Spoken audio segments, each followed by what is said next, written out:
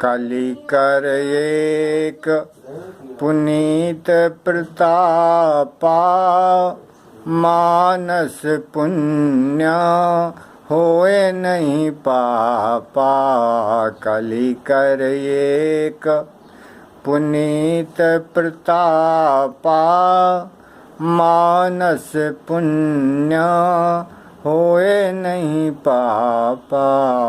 गोस्वामी तुलसीदास जी महाराज श्री रामचरितमानस में लिखते हैं कि कलयुग की एक बहुत बड़ी विशेषता है कि इसमें मन से किए हुए पुण्यों का फल तो प्राप्त होता है, लेकिन मानसिक पाप का फल मनुष्य को प्राप्त नहीं होता है। ये बहुत बड़ी विशेषता है। पाप और पुण्य के विषय में महर्षि वेद व्यास लिखते हैं कि पापाय परपीडनम, परोपकाराय पुण्याय पापाय परपीडनम। परोपकार से पुण्य होता है और दूसरे को सताने से पाप होता है। अष्टादश पुराणेषु व्यासस्य वचनम द्वयम, परोपकाराय पुण्याय पापाय परपीडनम। अब हम पाप और पुण्य पर विचार करते हैं। पाप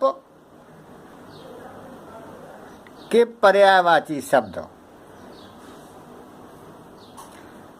अस्त्री पंकम पुमान पापमा पापम किलवसम कलमसम कलुषम वृजनैनो अगम अहो दुरति दुष्कर।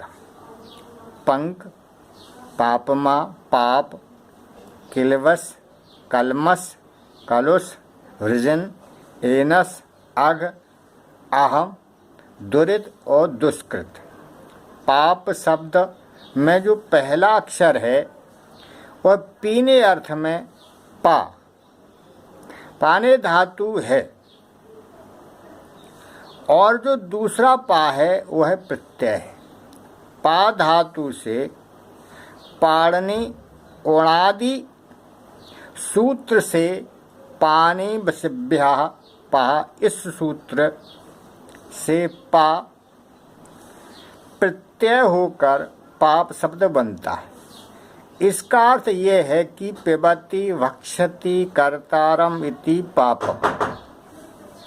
ऐसा कर्म जो करने वाले को पी जाता है, खा जाता है, निगल जाता है, उसे पाप कहते हैं।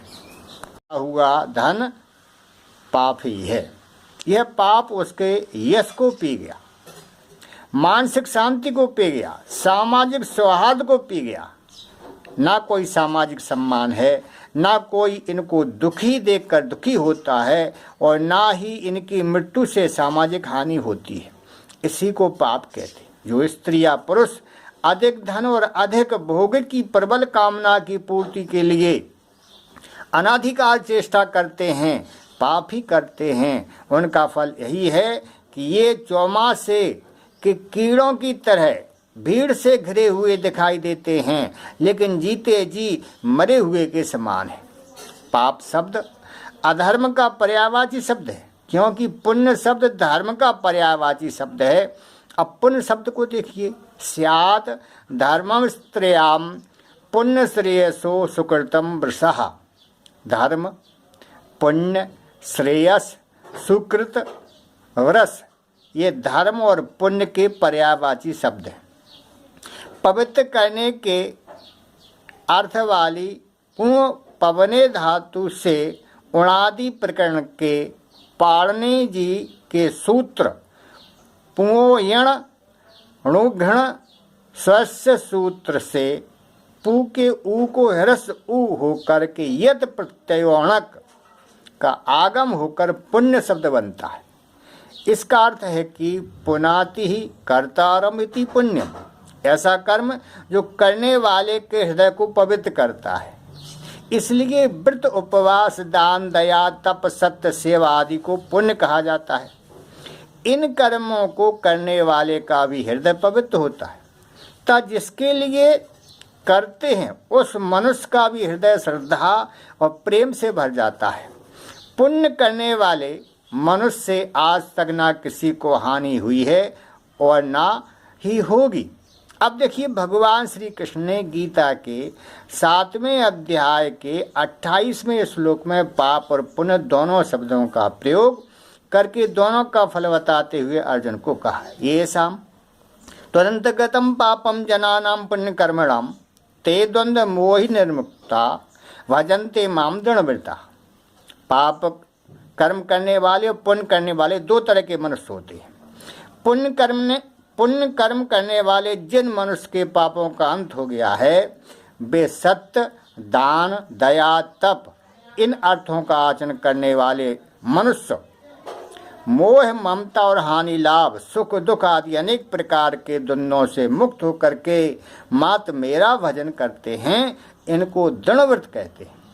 योग कोई भी हो, जैसे मिर्चा, नीम, गन्ना आदि का स्वाद नहीं बदलता, उसी प्रकार पाप करने का फल और पुण्य करने का फल नहीं बदलता है।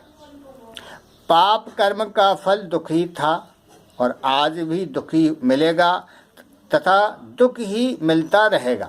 पुण्य कर्म का फल निर्भय, यशस्वी, सम्मानजनक फल था और आज भी है और आगे भी रहेगा।